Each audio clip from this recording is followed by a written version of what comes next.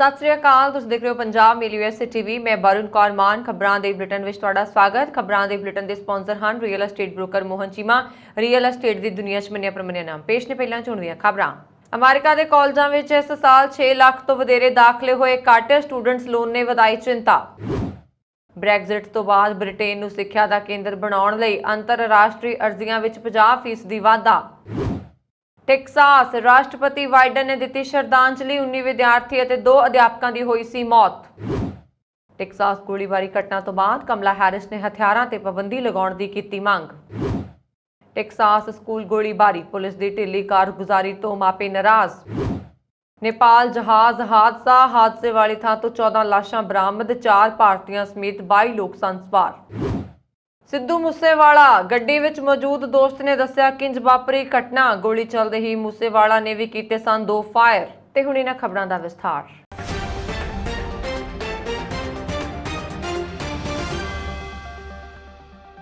America के कॉलेजों ते यूनीवर्सिटियां विच जिथे एक पासे विद्यार्थियों के दाखले विच गिरावट आई है, उत्थे कॉलेज डिग्री की उपयोगिता ते भी सवाल खड़े होण लगे ने।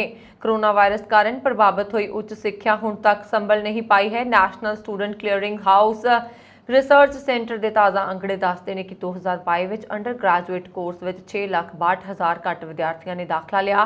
मतलब इस बार पिछले साल के मुकाबले 4.7% की गिरावट दर्ज की गई।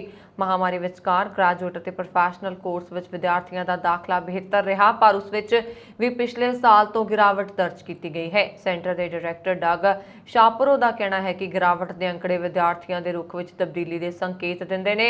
विद्यार्थी सोचण लगे ने कि कॉलेज डिग्री तो चंगी तनख्वाह की नौकरी मिल जाएगी। असल में सवाल कॉलेज की कीमत और उपयोगिता नाल जुड़िया है। खास तौर पर भारी विद्यार्थी कर्ज और पढ़ाई के खर्च ने चिंता वधाई है। उंज फर्स्ट ईयर में दाखला लैण वालियां की गिणती पहला नालों बेहतर हुई है। कॉलेज इंडस्ट्री की प्रमुख एसोसीएशन अमेरिकन एजुकेशन कौंसल के वाइस प्रेजिडेंट टेरी हर्टल का कहना है कि दाखले के अंकड़े निराशाजनक ने, पर महामारी दौरान एक समैसटर में तब्दीली नाल गंभीर नतीजों का अनुमान नहीं लगाया जा सकता।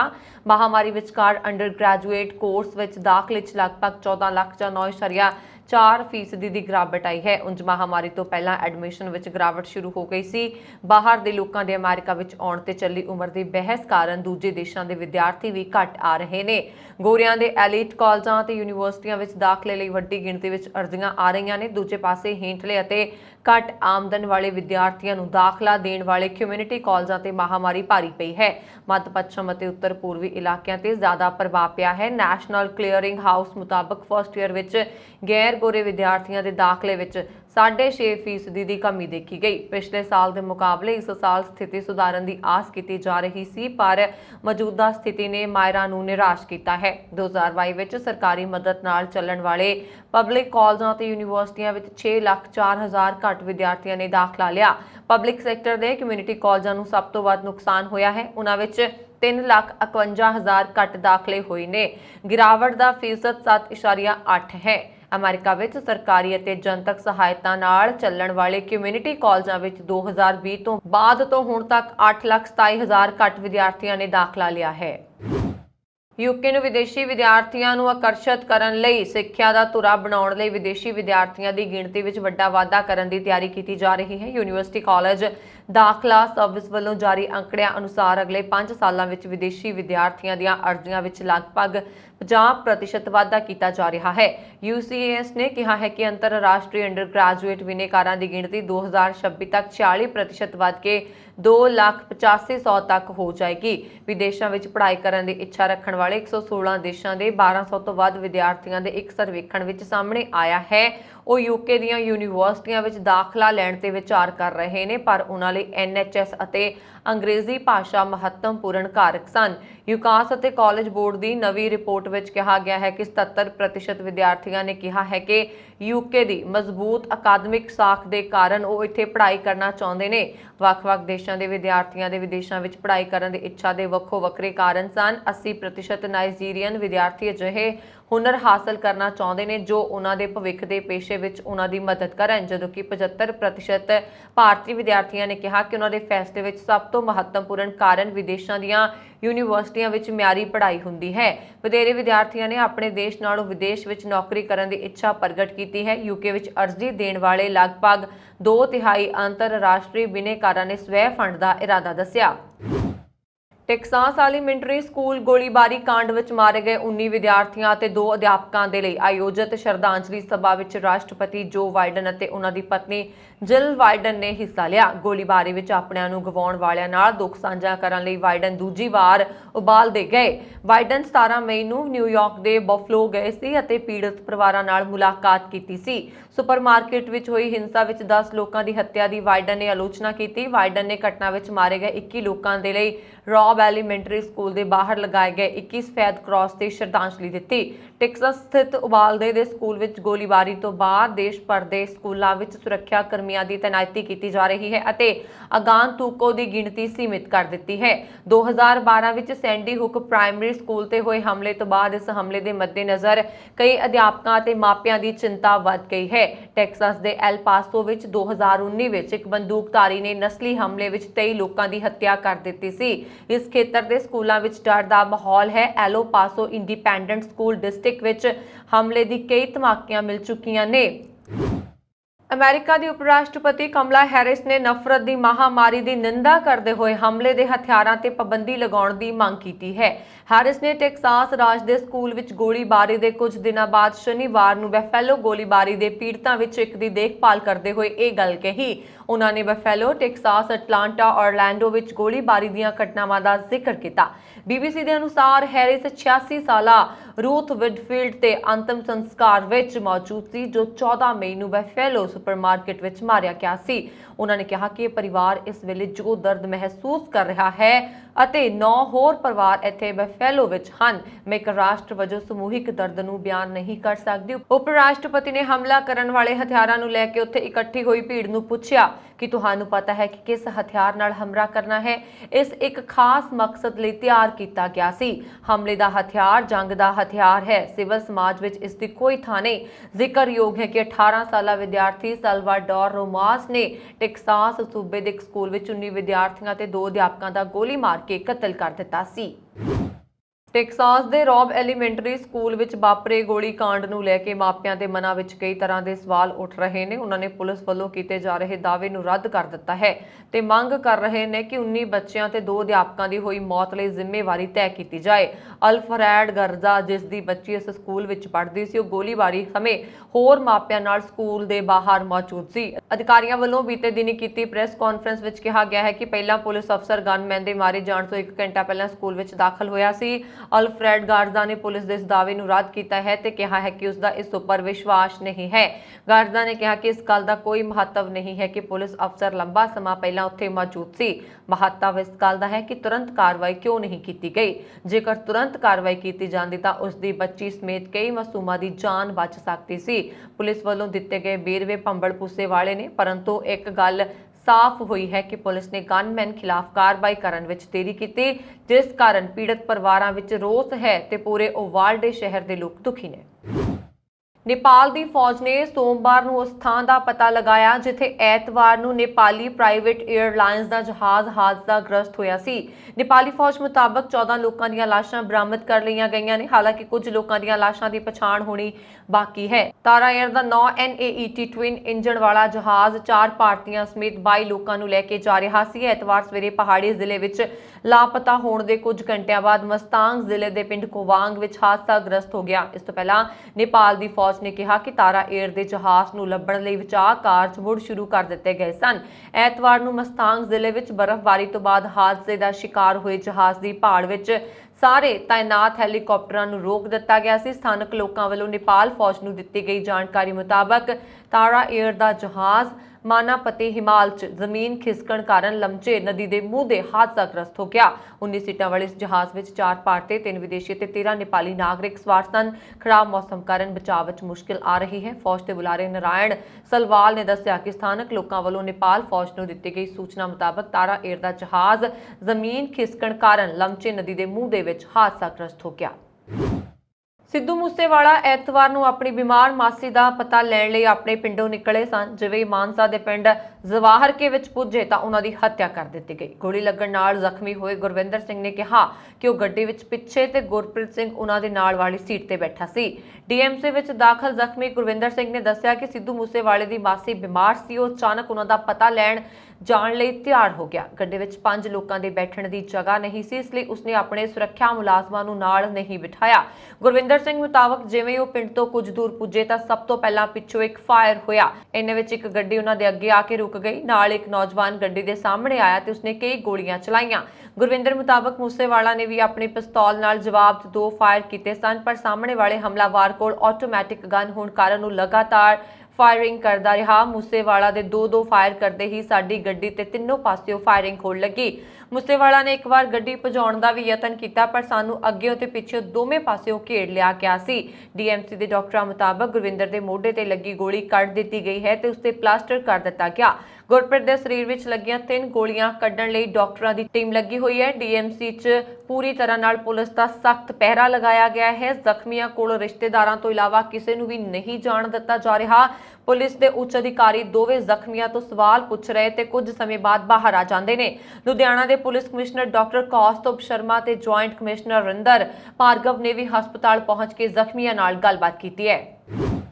अमेरिका के कैलीफोर्निया सूबे के governor Gabon Newsom corona virus नाल संक्रमित पाए गए ने। न्यूसम घट्टो घट्ट 2 जून तक आइसोलेशन मोड में रहणगे। शनिवार को उन्होंने दफ्तर द्वारा इसकी जानकारी दी गई। उन्होंने दफ्तर ने एक बयान में कहा कि न्यूजम के हल्के लक्षण ने घट्टो घट्ट वीरवार तक अलग थलग रहणगे जदों उसका टेस्ट नैगेटिव नहीं आता।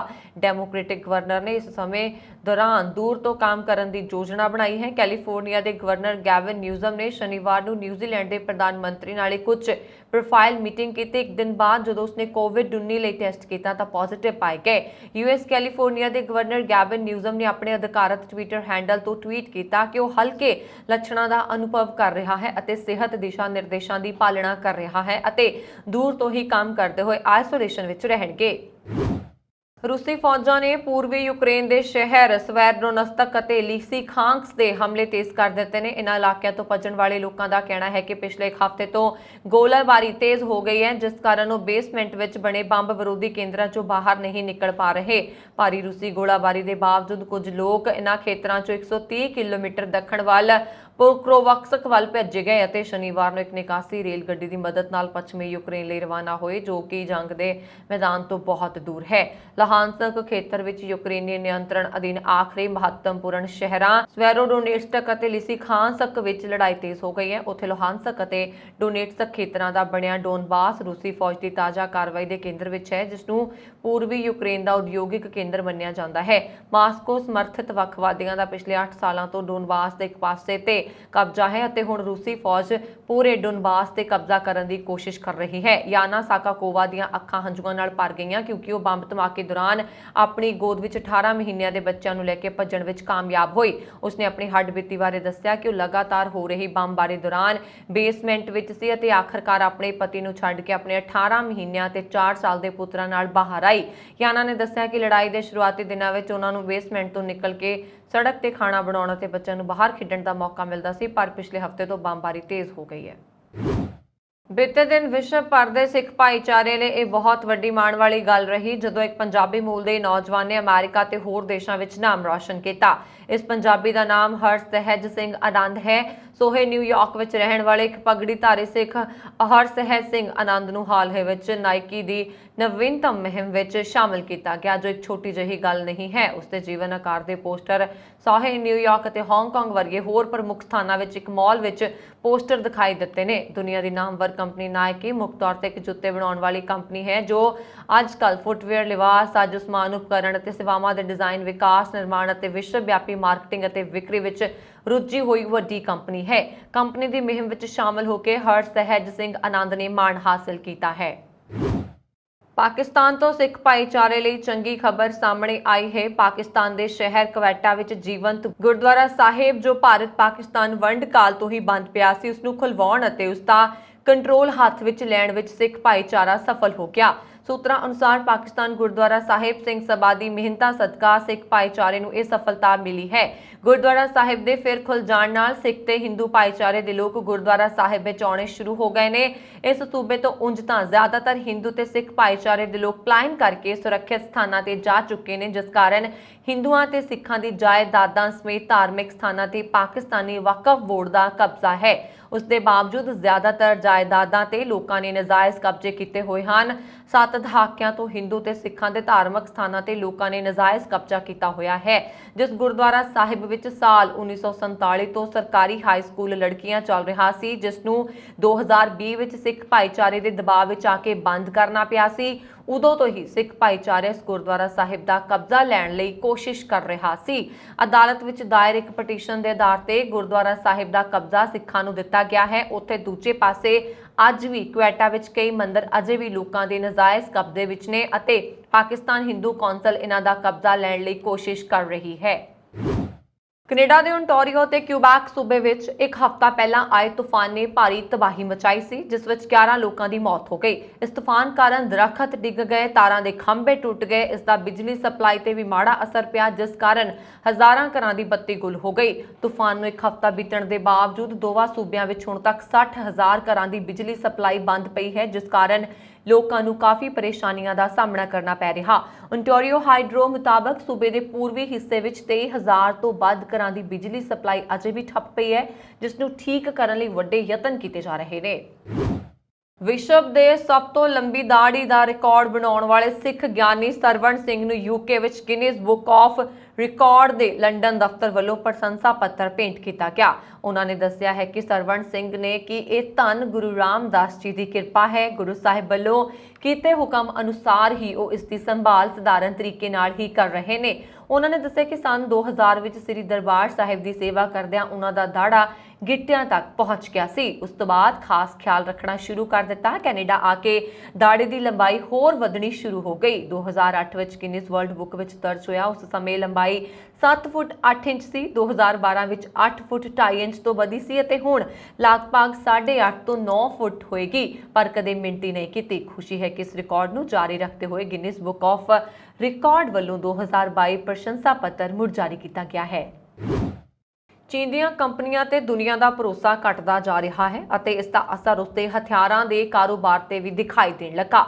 ਪਹਿਲਾਂ ਗਲੋਬਲ ਮੁਕਾਬਲੇ ਵਿੱਚ ਚੀਨੀ ਕੰਪਨੀਆਂ ਤੇ ਵਿਸ਼ਵਾਸ ਦੀ ਕਮੀ ਹੈ ਅਤੇ ਹੁਣ ਚੀਨ ਤੋਂ ਹਥਿਆਰ ਖਰੀਦਣ ਵਾਲੇ ਦੇਸ਼ ਵੀ ਦੂਜੇ ਵਿਕਲਪਾਂ ਦੀ ਭਾਲ ਕਰ ਰਹੇ ਨੇ। ਅਮਰੀਕਾ 'ਚ ਹੋਏ ਇੱਕ ਅਧਿਐਨ ਵਿੱਚ ਇਹ ਜਾਣਕਾਰੀ ਸਾਹਮਣੇ ਆਈ ਹੈ। ਰਿਪੋਰਟ ਮੁਤਾਬਕ ਚੀਨ ਨੂੰ ਰੂਸ ਯੂਕਰੇਨ ਯੁੱਧ ਦੇ 4 ਮਹੀਨਿਆਂ ਬਾਅਦ ਚੀਨੀ ਹਥਿਆਰਾਂ ਦੀ ਮੰਗ ਵਧਣ ਦੀ ਉਮੀਦ ਲੱਗ ਰਹੀ ਸੀ, ਪਰ ਇਸ ਦੇ ਉਲਟ ਚੀਨ ਦੇ ਹਥਿਆਰਾਂ ਦੀ ਮੰਗ ਦੀ ਘਾਟ ਦੇਖਣ ਨੂੰ ਮਿਲ ਰਹੀ ਹੈ। ਅਧਿਐਨ ਮੁਤਾਬਕ ਬੀਜਿੰਗ ਦੇ ਰੱਖਿਆ ਸਮਝੌਤਿਆਂ ਵਿੱਚ ਵਿਸ਼ਵਾਸ ਦੀ ਘਾਟ ਕਾਰਨ ਚੀਨ ਦੀ ਹਥਿਆਰਾਂ ਦੀ ਵਿਕਰੀ ਦੀ ਕੂਟਨੀਤੀ ਪੂਰੀ ਤਰ੍ਹਾਂ ਅਸਫਲ ਸਾਬਤ ਹੋਈ ਹੈ। ਚੀਨ ਦੇ ਰੱਖਿਆ ਸਮਝੌਤਿਆਂ ਵਿੱਚ ਪਾਰਦਰਸ਼ਤਾ ਅਤੇ ਜਵਾਬਦੇਹੀ ਦੀ ਘਾਟ ਹੈ। ਇਸ ਕਾਰਨ ਹੁਣ ਚੀਨ ਤੋਂ ਹਥਿਆਰ ਖਰੀਦਣ ਵਾਲੇ ਦੇਸ਼ਾਂ ਨੇ ਪਿੱਛੇ ਹਟਣਾ ਸ਼ੁਰੂ ਕਰ ਦਿੱਤਾ ਹੈ। ਉਹ ਹੁਣ ਕੋਈ ਜ਼ੋਖਮ ਨਹੀਂ ਲੈਣਾ ਚਾਹੁੰਦੇ। ਰੂਸੀ ਕੌਂਸਲ ਦੀ ਇੱਕ ਰਿਪੋਰਟ ਦੇ ਅਨੁਸਾਰ ਚੀਨ ਨੂੰ ਅਜੇ ਵੀ ਅਤ ਆਧੁਨਿਕ ਫੌਜੀ ਸਮੱਗਰੀ ਦਾ ਇੱਕ ਪਹਿਲੇ ਦਰਜੇ ਦਾ ਡਿਵੈਲਪਰ ਅਤੇ ਨਿਰਮਾਤਾ ਨਹੀਂ ਮੰਨਿਆ ਜਾਂਦਾ, ਕਿਉਂਕਿ ਉਸ ਕੋਲੋਂ ਹਥਿਆਰਾਂ ਦੇ ਗੁੰਝਲਦਾਰ ਹਿੱਸੇ ਬਣਾਉਣ ਲਈ ਲੋੜੀਂਦੀਆਂ ਸਮਰੱਥਾਵਾਂ ਦੀ ਘਾਟ ਹੈ। ਮਾਹਰਾਂ ਦਾ ਮੰਨਣਾ ਹੈ ਕਿ ਪਿਛਲੇ ਕੁਝ ਸਾਲਾਂ ਵਿੱਚ ਅਫਰੀਕਾ ਵਿੱਚ ਚੀਨੀ ਫੌਜੀ ਸਾਜ਼ੋ ਸਮਾਨ ਦੀ ਵਿਕਰੀ ਵਿੱਚ ਤੇਜ਼ੀ ਨਾਲ ਵਾਧਾ ਹੋਇਆ। ਇਸ ਤੋਂ ਪਹਿਲਾਂ ਅਫਰੀਕੀ ਰੂਸ ਤੋਂ ਸਭ ਤੋਂ ਵੱਧ ਫੌਜੀ ਸਾਜ਼ੋ ਸਮਾਨ ਖਰੀਦਦਾ ਸੀ। ਚੀਨ ਨਾ ਸਿਰਫ ਇੱਥੇ ਆਪਣੇ ਹਥਿਆਰਾਂ ਦੀ ਵਿਕਰੀ ਵਧਾ ਰਿਹਾ, ਸਗੋਂ ਅਫਰੀਕਾ ਵਿੱਚ ਫੌਜੀ ਸਿਖਲਾਈ ਅਤੇ ਬੁਨਿਆਦੀ ਢਾਂਚੇ ਦੇ ਪ੍ਰੋਜੈਕਟਾਂ ਵਿੱਚ ਵੀ ਨਿਵੇਸ਼ ਕਰ ਰਿਹਾ ਹੈ, ਜਿਸ ਨੂੰ ਮਾਹਿਰ ਅਫਰੀਕਾ ਮਹਾਦੀਪ ਵਿੱਚ ਪੈਰ ਜਮਾਉਣ ਦੇ ਚੀਨ ਦੀ ਕੋਸ਼ਿਸ਼ ਵਜੋਂ ਦੇਖ ਰਹੇ ਨੇ। ਪੰਜਾਬ ਦੇ ਪ੍ਰਸਿੱਧ ਗਾਇਕ ਸਿੱਧੂ ਮੂਸੇਵਾਲਾ ਦੇ ਕਤਲ ਤੋਂ ਬਾਅਦ ਪੰਜਾਬ ਭਰ ਵਿੱਚ ਕੀਤੇ ਗਏ ਰੈੱਡ ਅਲਰਟ ਤਹਿਤ ਜ਼ਿਲ੍ਹਾ ਗੁਰਦਾਸਪੁਰ ਦੇ ਸਰਹੱਦੀ ਖੇਤਰ ਵਿੱਚ ਰੈੱਡ ਅਲਰਟ ਦੀ ਸਖਤੀ ਨਾਲ ਪਾਲਣਾ ਕੀਤੀ ਹੈ। ਐਤਵਾਰ ਦੇਰ ਸ਼ਾਮ ਭਾਰਤ-ਪਾਕਿਸਤਾਨ ਸਰਹੱਦ ਨਾਲ ਲੱਗਦੇ ਕਸਬਾ ਕਲਾਨੌਰ ਤੋਂ ਲੰਘਦੇ ਨੈਸ਼ਨਲ ਹਾਈਵੇ 354 ਗੁਰਦਾਸਪੁਰ ਡੇਰਾ ਬਾਬਾ ਨਾਨਕ ਰਾਮਦਾਸ ਤੇ ਪੁਲਿਸ ਵੱਲੋਂ ਨਾਕਾਬੰਦੀ ਕਰਕੇ ਬਾਹਰੋਂ ਆਉਣ ਜਾਣ ਵਾਲੇ ਵਾਹਨਾਂ ਦੀ ਚੈਕਿੰਗ ਕੀਤੀ ਗਈ। ਵਾਹਨਾਂ ਦੀ ਚੈਕਿੰਗ ਕਰ ਰਹੇ ਐਸਐਚਓ ਸੁਖਜੀਤ ਸਿੰਘ ਨੇ ਦੱਸਿਆ ਕਿ ਪੰਜਾਬ ਭਰ ਵਿੱਚ ਜਾਰੀ ਕੀਤੇ ਗਏ ਰੈੱਡ ਅਲਰਟ ਤੋਂ ਬਾਅਦ ਸਰਹੱਦੀ ਜ਼ਿਲ੍ਹਾ ਗੁਰਦਾਸਪੁਰ ਵਿੱਚ ਵੀ ਰੈੱਡ ਅਲਰਟ ਤਹਿਤ ਪੰਜਾਬ ਪੁਲਿਸ ਵੱਲੋਂ ਨਾਕਾਬੰਦੀ ਕਰਕੇ ਵਾਹਨਾਂ ਦੀ ਬਰੀਕੀ ਨਾਲ ਜਾਂਚ ਕੀਤੀ ਜਾ ਰਹੀ ਹੈ। ਮਸ਼ਹੂਰ ਪੰਜਾਬੀ ਗਾਇਕ ਸਿੱਧੂ ਮੂਸੇਵਾਲਾ ਦੀ ਮੌਤ ਮਗਰੋਂ ਸਦਰ ਥਾਣਾ ਮਾਨਸਾ ਵਿੱਚ ਕੇਸ ਦਰਜ ਕਰ ਲਿਆ ਗਿਆ ਹੈ। ਪੁਲਿਸ ਵੱਲੋਂ ਮੂਸੇਵਾਲਾ ਦੇ ਪਿਤਾ ਦੇ ਬਿਆਨ ਦੇ ਆਧਾਰ ਤੇ ਪੁਲਿਸ ਨੇ ਕੇਸ ਦਰਜ ਕਰ ਲਿਆ ਹੈ। ਉਸਦੇ ਪਿਤਾ ਦਾ ਕਹਿਣਾ ਹੈ ਕਿ ਸਿੱਧੂ ਨੂੰ ਕਈ ਗੈਂਗਸਟਰ ਫਿਰੌਤੀ ਲਈ ਫੋਨ ਤੇ ਧਮਕੀਆਂ ਭੇਜਦੇ ਸੀ। ਉਹਨਾਂ ਨੇ ਦੱਸਿਆ ਕਿ ਲਾਰੈਂਸ ਬਿਸ਼ਨੋਈ ਗੈਂਗ ਵੱਲੋਂ ਸਿੱਧੂ ਨੂੰ ਕਈ ਵਾਰ ਧਮਕੀ ਦਿੱਤੀ ਗਈ ਸੀ, ਜਿਸ ਕਾਰਨ ਸਿੱਧੂ ਨੇ ਇੱਕ ਬੁਲਟ ਪ੍ਰੂਫ ਫੋਰਚੂਨਰ ਗੱਡੀ ਵੀ ਰੱਖੀ ਹੋਈ ਸੀ। ਪਿਤਾ ਨੇ FIR ਵਿੱਚ ਦੱਸਿਆ ਕਿ ਐਤਵਾਰ ਨੂੰ ਜਦੋਂ ਸਿੱਧੂ ਘਰੋਂ ਦੋ ਦੋਸਤਾਂ ਨਾਲ ਥਾਰ ਗੱਡੀ ਵਿੱਚ ਨਿਕਲਿਆ ਸੀ ਤਾਂ ਪਿਤਾ ਨੇ FIR ਵਿੱਚ ਦੱਸਿਆ ਕਿ ਜਦੋਂ ਸਿੱਧੂ ਘਰੋਂ ਨਿਕਲਿਆ ਤਾਂ ਉਸਦੇ ਪਿੱਛੇ ਸਰਕਾਰੀ ਗਨਮੈਨ ਲੈ ਕੇ ਦੂਜੀ ਗੱਡੀ ਵਿੱਚ ਗਏ ਸੀ। ਰਸਤੇ ਵਿੱਚ ਉਹਨਾਂ ਨੇ ਇੱਕ ਕਰੋਲਾ ਗੱਡੀ ਨੂੰ ਮੂਸੇਵਾਲਾ ਦੀ ਥਾਰ ਦਾ ਪਿੱਛੇ ਕਰਦੇ ਦੇਖਿਆ। ਉਹਨਾਂ ਨੇ ਦੱਸਿਆ ਕਿ ਉਸ ਗੱਡੀ ਵਿੱਚ 4 ਨੌਜਵਾਨ ਸਵਾਰ ਸੀ। ਸਿੱਧੂ ਮੂਸੇਵਾਲਾ ਦੇ ਪਿਤਾ ਨੇ ਦੱਸਿਆ ਕਿ ਬਲੈਰੋ ਗੱਡੀ ਤੇ ਕਰੋਲਾ ਗੱਡੀ ਵਿੱਚ ਬਦਮਾਸ਼ਾਂ ਨੇ ਅੰਨ੍ਹੇਵਾਹ ਫਾਇਰਿੰਗ ਕਰ ਦਿੱਤੀ, ਜਿਸ ਤੋਂ ਬਾਅਦ ਦੋਨੇ ਗੱਡੀਆਂ ਵਿੱਚ ਸਵਾਰ ਬਦਮਾਸ਼ ਮੌਕੇ ਤੋਂ ਫਰਾਰ ਹੋ ਗਏ। ਪਿਤਾ ਨੇ ਦੱਸਿਆ ਕਿ ਉਹ ਮੂਸੇਵਾਲਾ ਤੇ ਗੱਡੀ ਵਿੱਚ ਸਵਾਰ ਉਸਦੇ ਦੋ ਦੋਸਤਾਂ ਨੂੰ ਮਾਨਸਾ ਸਿਵਲ ਹਸਪਤਾਲ ਲੈ ਗਏ, ਜਿੱਥੇ ਸਿੱਧੂ ਨੂੰ ਮ੍ਰਿਤਕ ਐਲਾਨ ਦਿੱਤਾ ਗਿਆ।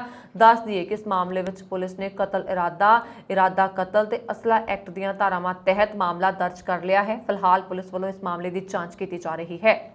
ਇਸ ਸਨ ਹੁਣ ਤੱਕ ਦੀਆਂ ਖਬਰਾਂ। ਮੈਨੂੰ ਵਰੁਣ ਕੌਰ ਮਾਨ ਨੂੰ ਦਿਵਾ ਗਿਆ। ਹੋਰ ਖਬਰਾਂ ਦੇ ਲਈ ਸਾਡਾ YouTube ਚੈਨਲ ਪੰਜਾਬ ਮੇਲ USA TV ਜ਼ਰੂਰ ਸਬਸਕ੍ਰਾਈਬ ਕਰੋ। ਸਤਿ ਸ੍ਰੀ ਅਕਾਲ।